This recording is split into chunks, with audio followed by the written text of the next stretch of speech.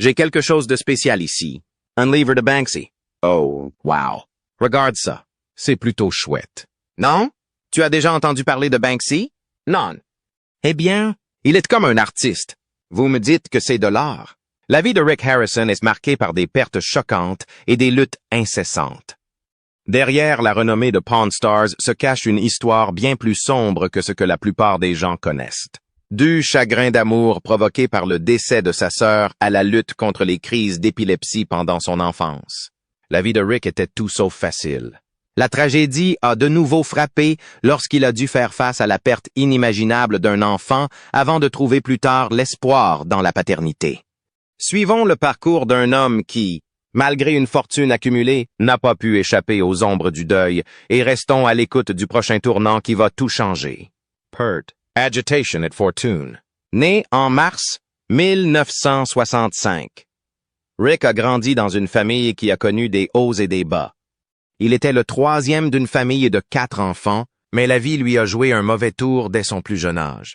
Alors que le jeune Harrison n'était qu'un enfant, sa sœur aînée Sherry est décédée. Ce genre de perte laisse des traces, surtout chez quelqu'un d'aussi jeune, mais la vie ne lui a pas vraiment laissé de répit après cela. À l'âge de 8 ans, le futur entrepreneur a commencé à être victime de crises d'épilepsie. Ces épisodes le clouaient au lit pendant de longues périodes. Et il se tournait alors vers les livres pour se réconforter. Cette habitude lui est restée et il est rapidement devenu une encyclopédie ambulante qui plongeait dans tous les domaines, de l'histoire à la physique. Mais malgré toutes ses connaissances, un secret de son passé allait finir par revenir et tout changer. L'homme d'affaires en herbe n'était pas seulement un rat de bibliothèque. À l'adolescence, il avait déjà un sens aigu des affaires. Abandonner le lycée en seconde peut paraître risqué, mais cet adolescent déterminé avait ses raisons.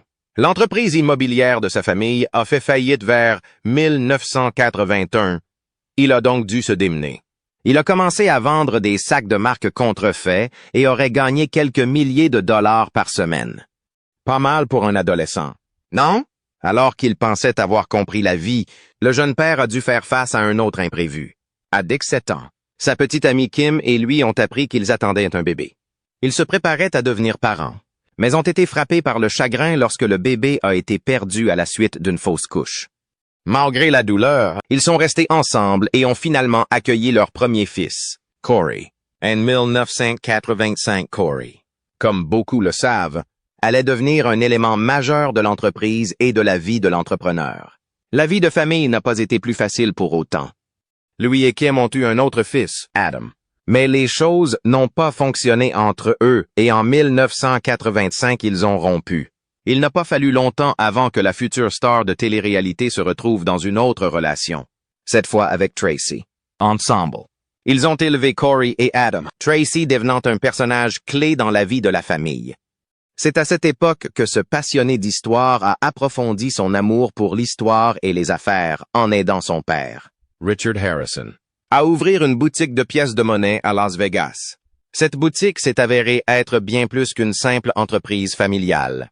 C'était le début de quelque chose de grand. Son talent pour raconter des histoires et sa connaissance approfondie de l'histoire ont donné à la boutique une atmosphère unique. Les clients ne se contentaient pas d'acheter et de vendre des objets. Ils recevaient une leçon d'histoire à chaque transaction. Mais élever une famille et diriger une entreprise ne suffisait pas à payer les factures. Alors l'entrepreneur ingénieux a accepté de se lancer dans une activité secondaire de reprise de voitures.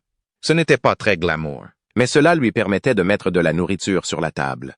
Après quelques années de dur labeur, son père et lui ont décidé qu'il était temps de s'agrandir.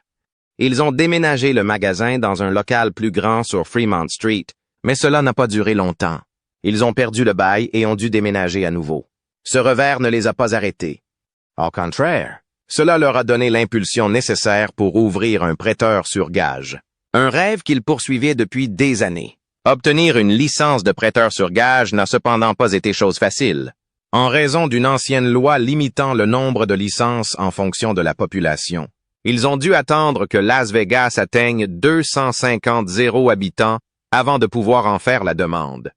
Lorsque le feu vert fut finalement donné en 1989, la boutique de prêt sur gage d'or et d'argent était née. Au début, la boutique avait pour objectif de trouver un créneau. Au début, Ils se concentraient sur les souvenirs sportifs et les objets historiques uniques. Mais ils se sont vite rendus compte que la vente de bijoux rapportait beaucoup d'argent. Au milieu des années 2000, l'entreprise était en plein essor. Elle prêtait des millions de dollars par an et engrangeait des intérêts importants. La situation s'annonçait prometteuse.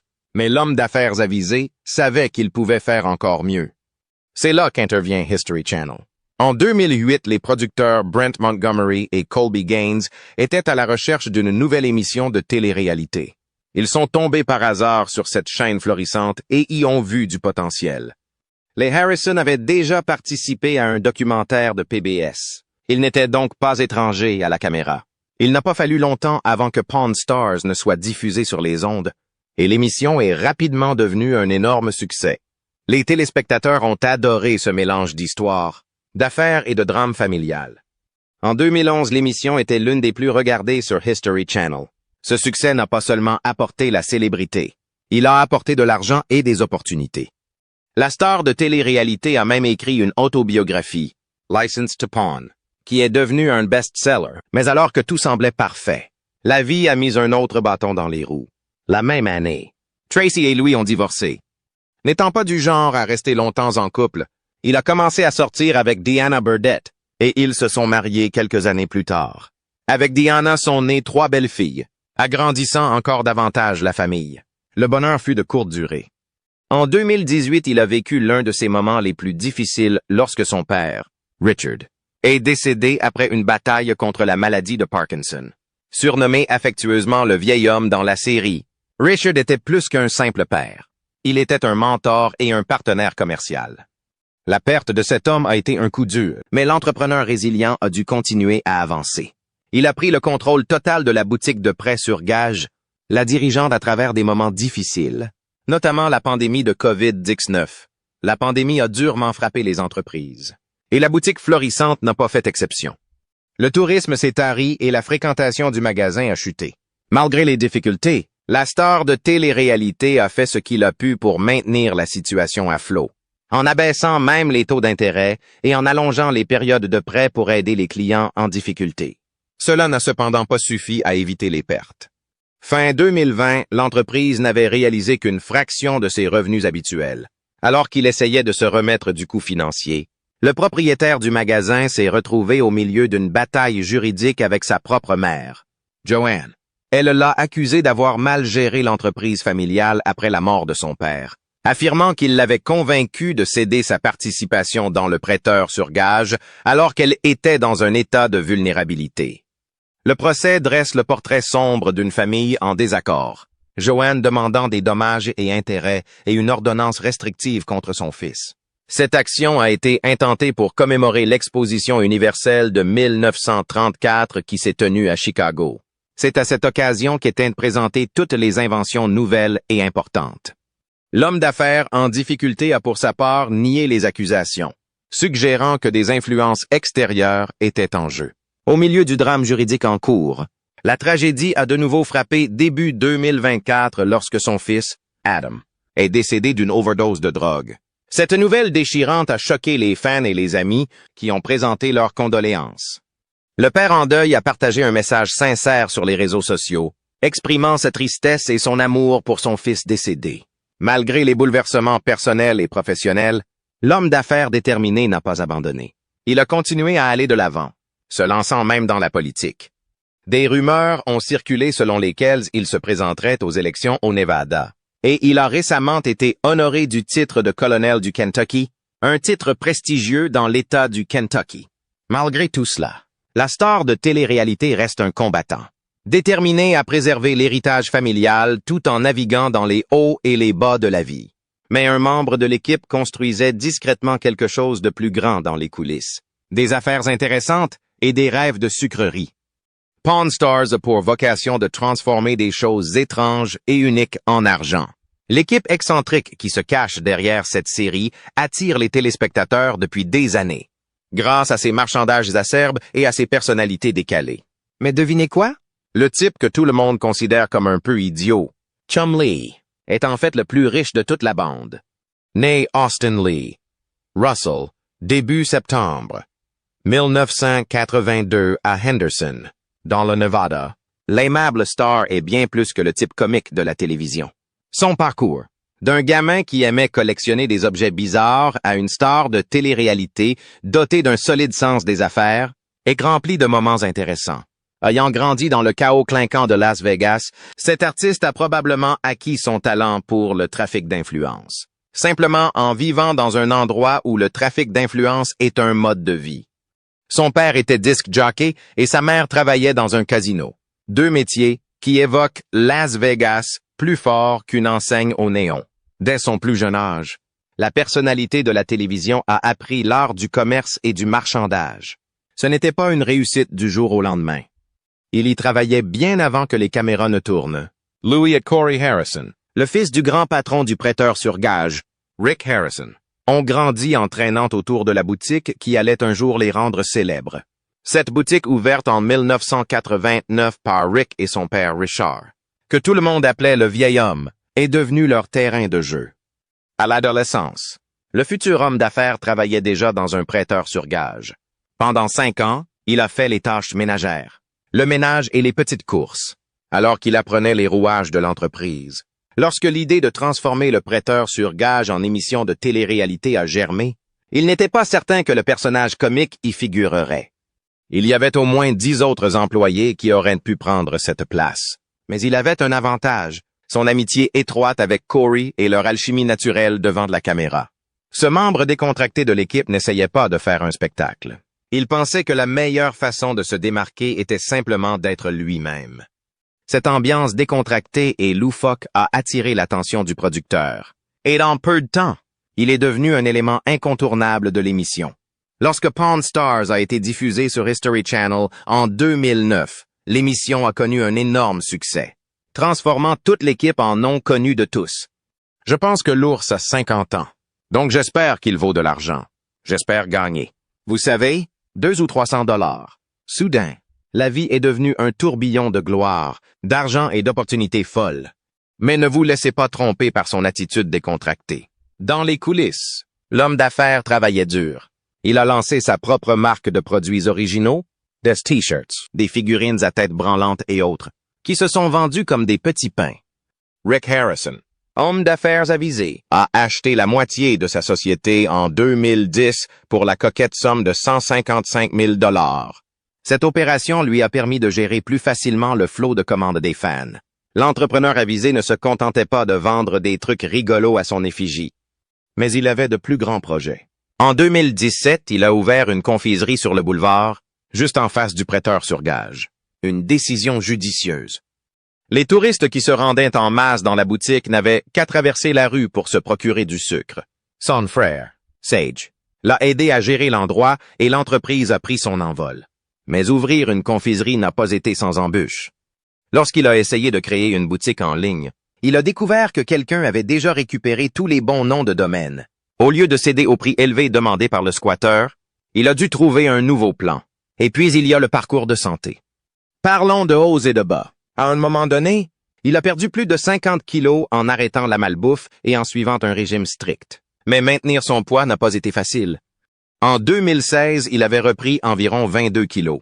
Son poids a fluctué jusqu'en 2020 et un date à laquelle il a finalement décidé de subir une gastrectomie en manchon. Après cela, il a réussi à maintenir son poids stable autour de 86 kilos. Même s'il a dû faire face à tous les hauts et les bas de sa vie personnelle, l'escroc est resté occupé. Il s'est lancé dans le disc jockey, fréquentant même une véritable école pour apprendre les ficelles du métier. Son premier boulot a fait la une des journaux, en partie à cause d'une demande d'un auteur pour des biscuits Girl Scout et une compagnie intéressante. Il a également pensé à devenir un découvreur de talent pour les musiciens locaux à Las Vegas. Mais les choses n'ont pas toujours été roses. Début 2016, la star de télé-réalité s'est retrouvée dans une situation délicate.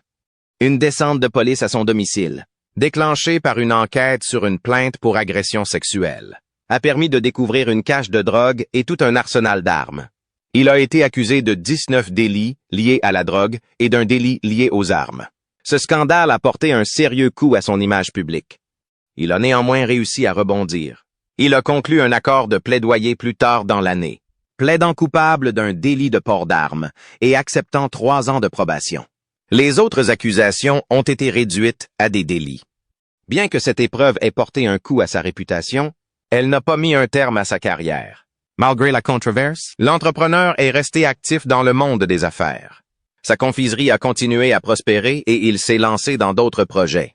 L'un de ses projets les plus originaux a été la création d'un jeu vidéo de style rétro appelé Chumlee's Adventure, The Quest for Pinky.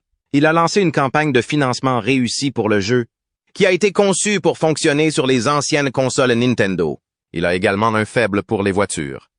Au fil des années, le collectionneur a constitué une impressionnante collection, comprenant notamment une Maserati et une Rolls-Royce Phantom. Ce ne sont pas de simples jouets.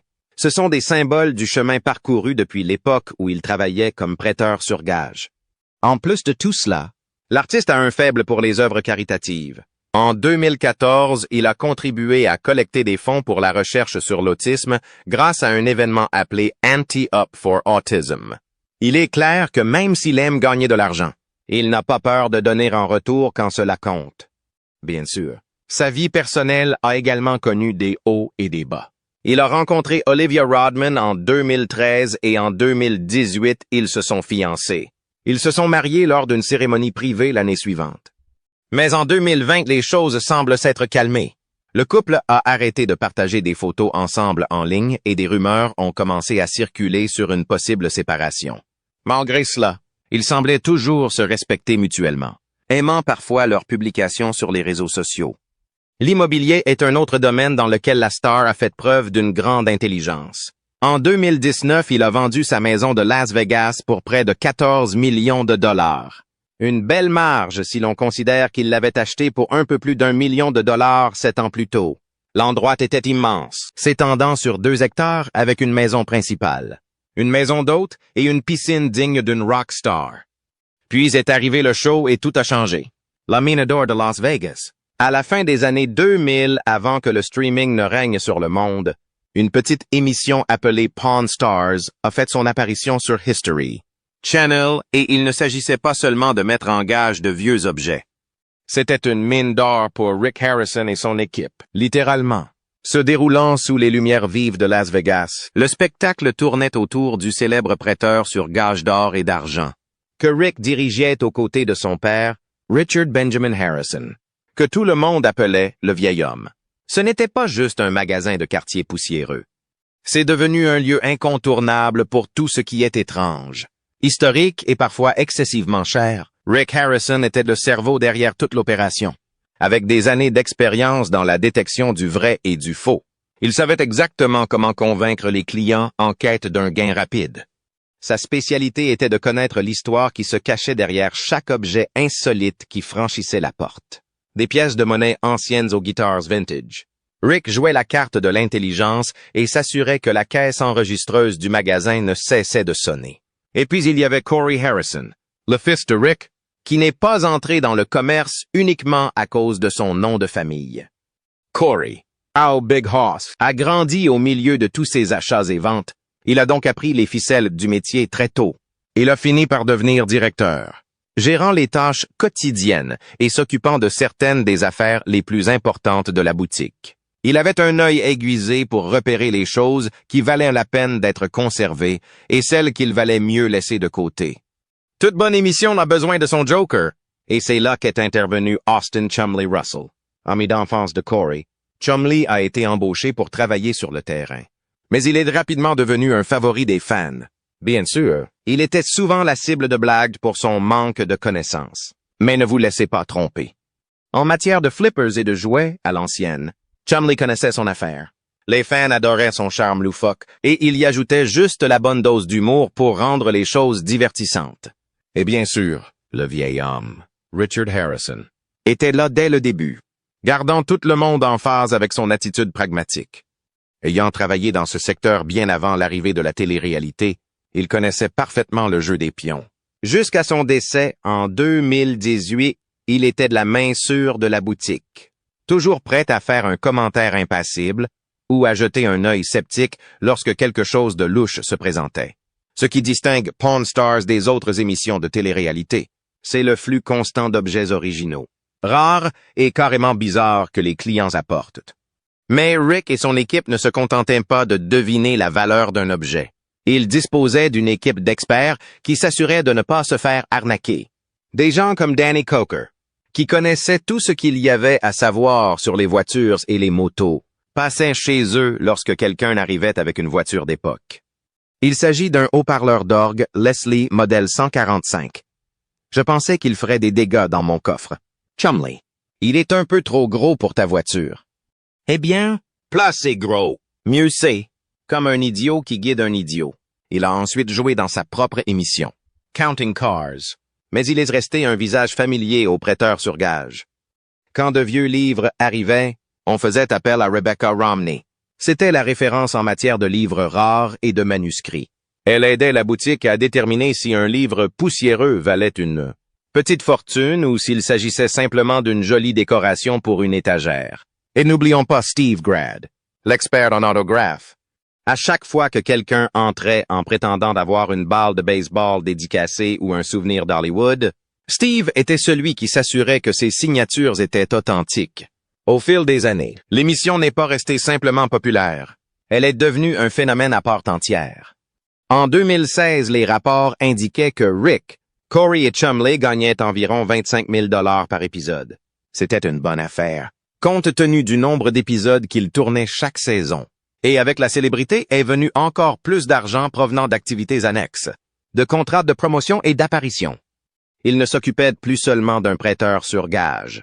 Il gérait une marque. Si la série se concentrait beaucoup sur le marchandage et l'histoire des objets, une grande partie de son charme provenait des relations entre les acteurs.